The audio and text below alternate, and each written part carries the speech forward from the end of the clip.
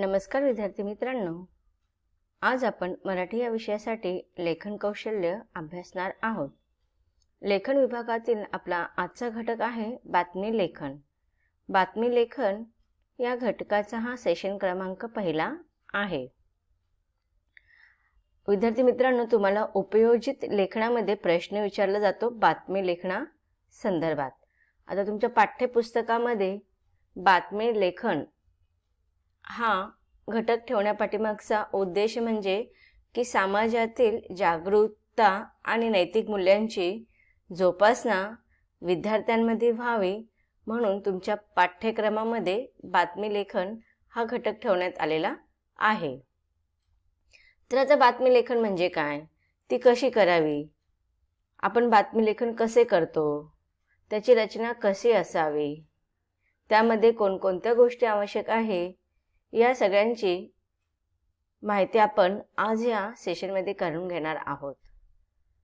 बातमीचे मुद्दे कसे असावे, त्याची रचना कशी करावी, हे विद्यार्थ्यांना माहीत झाले पाहिजे। आणि हा विषय सर्वांच्या परिचयाचा आहे। आपण नेहमीच वाचन करीत असतो, लेखन करीत असतो, वर्तमानपत्रांमध्ये अनेक बातम्या आपण वाचत असतो, दूरदर्शनवरील न्यूज चॅनलवरती बातम्यांमध्ये आपण अनेक बातम्या ऐकत असतो। त्या अनुषंगानेच आपल्याला बातमी लेखन करायचे आहे। सगळ्यात महत्त्वाचे म्हणजे शीर्षक। बातमी लेखनामध्ये शीर्षकाला खूप महत्त्व आहे। बातमी लेखनाच्या शीर्षकावरूनच आपल्याला त्या बातमीचा सारांश कळतो। बातमी लेखनाचा शीर्षक अत्यंत छोटं मर्यादित स्वरूपाचे असावे। बातमी कशी लिहावी, त्याचे स्वरूप कसे असावे हे आपल्याला माहीत असले पाहिजे। तसेच बातमीचे स्रोत, स्थळ, दिनांक हा बातमीचा शिरोभाग आहे। विस्तृत बातमी अशा प्रकारचे बातमीचे स्वरूप असणे गरजेचे आहे। बातमीमध्ये कोणत्या गोष्टी महत्त्वाच्या आहेत, तर शीर्षक, त्यानंतर बातमीचे स्रोत, स्थळ, दिनांक आणि त्याची विस्तृत माहिती, हे बातमीचे स्वरूप गरजेचे आहे, महत्त्वाचे आहे। जर या स्वरूपात तुम्ही बातमी लेखन केले तर बातमी लेखन चांगले होईल। बातमीचे शीर्षक कमीत कमी शब्दामध्ये असावे, त्यामुळे प्रेक्षक खुश होतात। जर बातमीचं शीर्षक फार मोठं असेल तर बातमी वाचायला अधिकतर तुम्ही पाहिलं असेल की बातमी लेखनामध्ये वर्तमानपत्रामध्ये खूप मोठी न्यूज असते, बातमी असते आणि त्याचं शीर्षक असतं आणि त्या शीर्षकाखाली अजून एक छोटासा लेख असतो। कधी कधी वाचक मोठी बातमी वाचायला वेळ नसल्या कारणाने शीर्षक वाचतात, शीर्षकावरनं त्यांना बातमीचा अंदाज येतो आणि शीर्षक त्यांना जर आवश्यक वाटलं, महत्त्वाचं वाटलं, मग ते बातमी वाचतात। म्हणून कमीत कमी शब्दामध्ये शीर्षक असावे, त्यामुळे प्रेक्षक वाचक खुश होतात। बातमी कोणी दिली हे सांगणे सुद्धा तितकेच महत्त्वाचे आहे। बातमी कोठे घडली, केव्हा घडली, हे बातमी लेखनामध्ये सांगावे। बातमी कशा संदर्भात आहे हे लिहावे। बातमीच्या तपशिलात नेमके काय घडले, बातमी काय आहे हे लिहावे। बातमी लिहित असताना आधी घडलेली असते ती दिनांक लिहावी, म्हणजेच अधिकतर आपण बातमी जी आहे ती भूतकाळामध्ये लिहितो। आज जर आपण वर्तमानपत्रामध्ये पाहतो की आजच्या वर्तमानपत्रामध्ये आजची तारीख असते, परंतु बातमी जर काल घडलेली असेल तर कालची दिनांक आपल्याला तिथे बातमीमध्ये लिहायची असते, परंतु आज ते पेपरमध्ये छापून आल्या कारणाने वरती आजची तारीख असते। परंतु बातमीच्या गाभाऱ्यात आपण शिरल्यानंतर जेव्हा आपण बातमी वाचतो ती भूतकाळातली बातमी असते, म्हणून होऊन गेलेल्या दिवसाची तारीख आपल्याला टाकायची असते। मग ती काल घडले असेल, परवा घडलेले असेल तर त्याची दिनांक तुम्हाला तिथे लिहायची असते। बातमीचा विषय अचूक व थोडक्यात असावा। आपल्या मनातील विचार बातमीमध्ये घेऊ नये।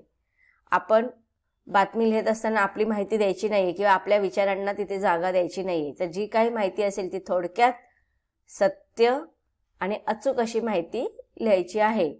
तर अशा रीतीने बातमी लेखनाचा आपण संक्षिप्त आढावा घेतलेला आहे की कशी बातमी तयार करावी। तर बातमी लेखन हा पाठ्यक्रमामध्ये घटक ठेवण्यापाठीमागचे विद्यार्थ्यांना आकलन आहे की मुलांना विविध स्वरूपाच्या बातम्या कशा लिहावं याचे ज्ञान प्राप्त होईल, आकलन होईल. आता बातमी लेखन करत असताना कोणत्या कोणत्या गोष्टी लक्षात ठेवाव्या, खालील गोष्टी लक्षात ठेवाव्या, आपण एक एक करून समजून घेऊया. सर्वात महत्त्वाचे म्हणजे पहिला मुद्दा आहे बातमीचे शीर्षक. अत्यंत महत्त्वाचे आहे बातमीचे शीर्षक. बातमी लिहित असताना आपल्याला सुरुवातीला बातमीचे शीर्षकच लिहायचे. बघा आता इथे जर समजा आपण हे लिहिलेलं लाल अक्षरामध्ये मी तुम्हाला वरती टायटल दिलेलं आहे, शीर्षक दिलेलं आहे, तर असंच बातमीचं शीर्षक असलं पाहिजे. कमीत कमी शब्दामध्ये शीर्षक असावे. शीर्षक वाचतात बातमीविषयी कुतूहल निर्माण होते, आशय कळतो आणि त्यामुळे वाचकांचा उत्सुकता वाढते. म्हणून आकर्षक शीर्षक देणे अत्यंत महत्त्वाचे असते. बातमी कोणी दिली आहे हे सांगणे महत्त्वाचे आहे. दुसरा मुद्दा आहे, पहिला आहे बातमीचे शीर्षक, नंतर बातमी कोणाकडनं देण्यात आलेलं आहे हे तुम्हाला सांगणे गरजेचं आहे. बघा इथे दिलेलं आहे बातमीचे शीर्षक असणार इथे, नंतर स्थळ आणि दिनांक लिहायचा आहे.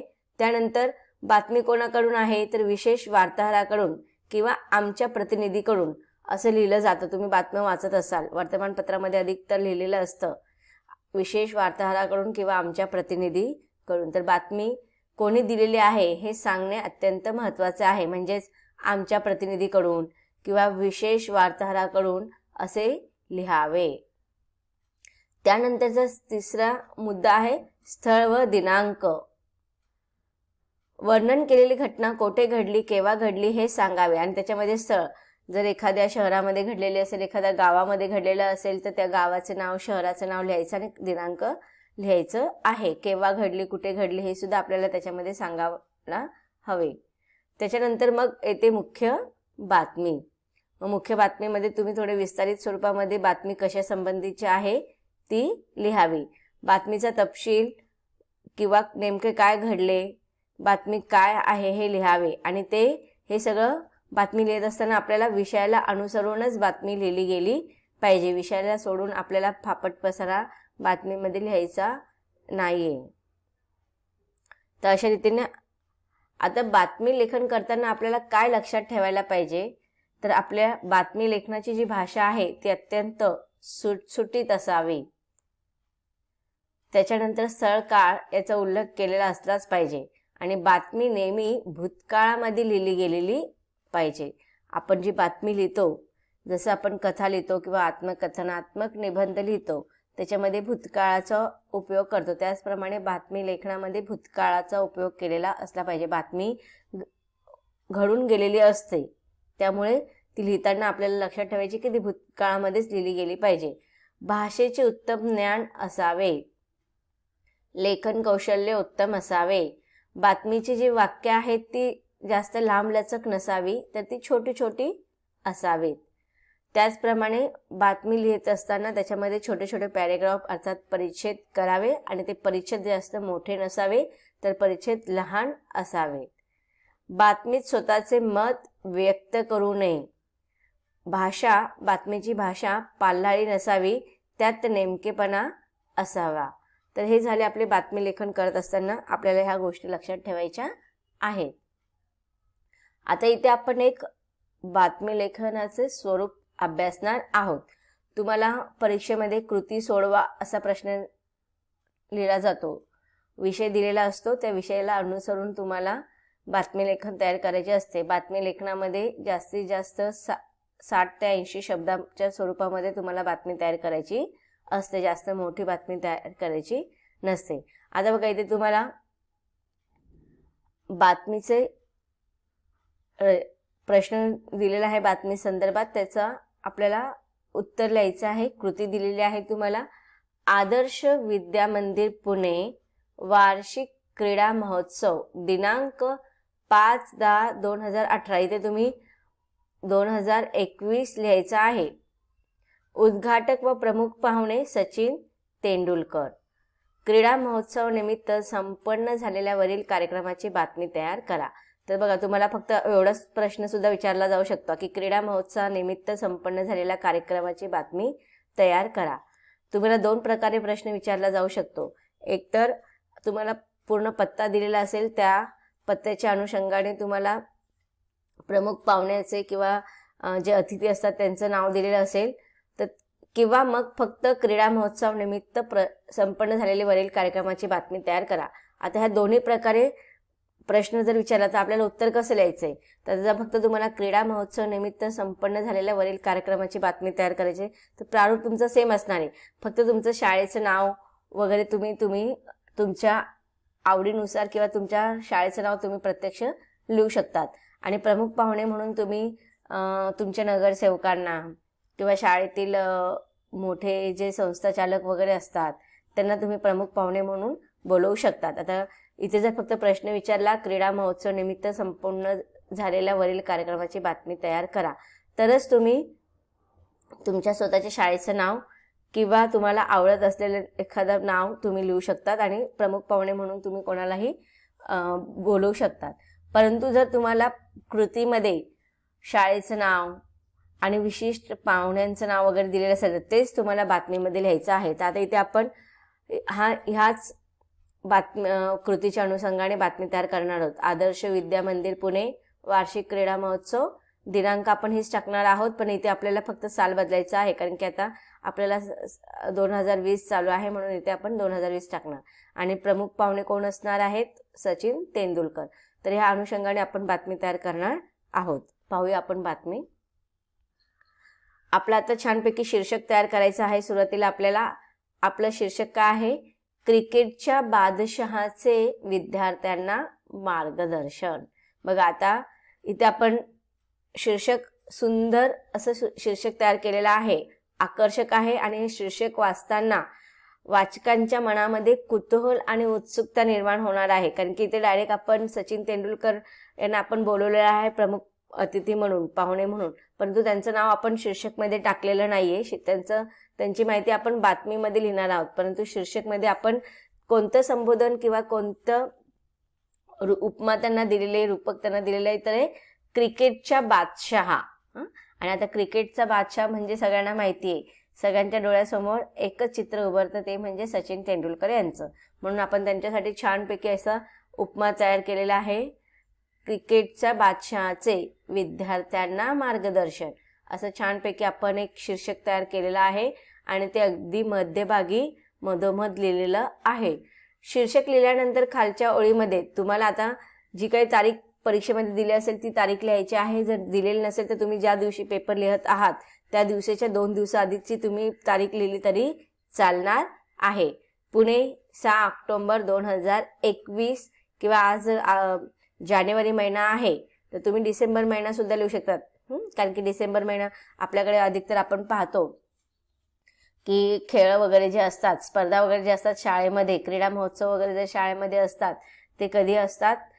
डिसेंबर जानेवारी ह्या महिन्यामध्येच असतात. जानेवारी महिन्याची सुद्धा तुम्ही तारीख लिहू शकता किंवा मग डिसेंबर महिन्याची. तर इथे तुम्हाला पुणे किंवा तुमच्या शहराचं नाव लिहा, कॉमा टाका आणि त्यानंतर तुम्ही तारीख लिहा जानेवारी महिन्याची आणि 2021 असं तुम्हाला तिथे लिहायचंय. त्याच्यानंतर मग तुम्हाला लिहायचंय आमच्या बातमीदाराकडून किंवा आमच्या वार्ताहराकडून किंवा मग आमच्या प्रतिनिधीकडून. हे 3 शब्द तुम्हाला लक्षातच ठेवायचे आहे. बातमी लेखनामध्ये हे 3 शब्दांपैकी एकाच कोणाचा तरी तुम्हाला प्रयोग करायचा आहे.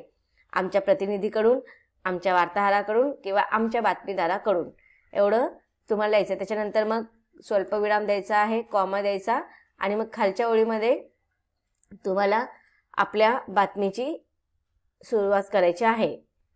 मेहनत, चिकाटी, निष्ठा, एकाग्रता या गुणांवर तुम्ही कोणत्याही क्षेत्रात महान व मोलाचे कार्य करू शकता.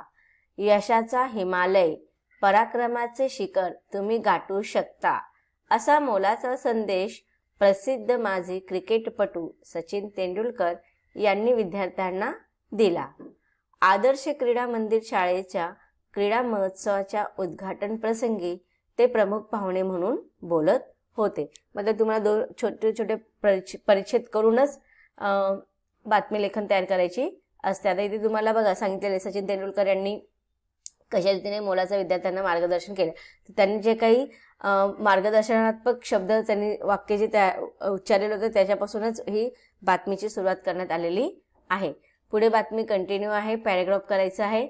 आदर्श विद्या मंदिरचा वार्षिक क्रीडा महोत्सव शाळेच्या प्रशस्त मैदानावर सुरू झाला। साक्षात क्रिकेटचे दैवत समोर असल्याने सर्व खेळाडू मन लावून खेळत होते। खो खो, लंगडी, कबड्डी हे सर्वच खेळ खूपच चुरशीचे झाले। कबड्डीचे डाव तर खूप रंगले। सर्वत्र खूप उत्साहाचे वातावरण होते। विद्यार्थी खेळांचा मनमुराद आनंद घेत होते, प्रेरणा देत होते, आरोळ्या ठोकत होते। सर्व वातावरण भारावून गेले होते।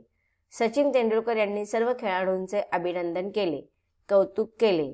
सचिन तेंडुलकर येणार असल्याने पालकांनी खूप गर्दी केली होती। त्यांच्यातही उत्साह दिसून येत होता। तर विद्यार्थी मित्रांनो, अशा रीतीने आपण क्रिकेटच्या बादशाह म्हणजे सचिन तेंडुलकर यांच्या संदर्भातली ही बातमी आदर्श शाळेतील विद्यार्थ्यांचा जो क्रीडा महोत्सव होता त्याच्या संदर्भातली ही बातमी पाहिलेली आहे। आतापर्यंत आपण बातमी लेखन म्हणजे काय, बातमी लिहित असताना कोणते मुद्दे लक्षात ठेवले पाहिजे आणि प्रत्यक्ष बातमीच्या माध्यमातून आपण याचा आढावा घेतलेला आहे।